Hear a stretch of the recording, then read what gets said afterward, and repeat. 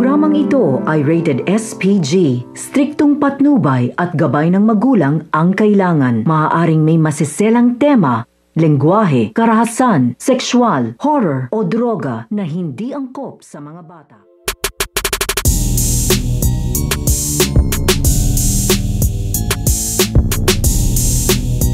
Ang pagtawag nito nga ni Armando dito nga kay Presidente Oscar. So ito nga si Armando ay naisipan na nga niya dito na tawagan ito nga si Presidente Oscar dahil nakapag-desisyon na nga sila dito nito nga ni Lolita, nahihingi na nga sila ng tulong dito nga daw kay Presidente Oscar dahil nanganganib na nga rin daw dito ang kanilang buhay dito nga daw sa poder nito nga daw ni Lily dahil hindi na nga nila dito nagugustuhan ito nga daw pamamalaka dito nga daw ni Lily at sasabihin na nga daw nila dito kung saan nga daw nagtatago ito nga daw si Lily upang maaresto na nga daw nila ito.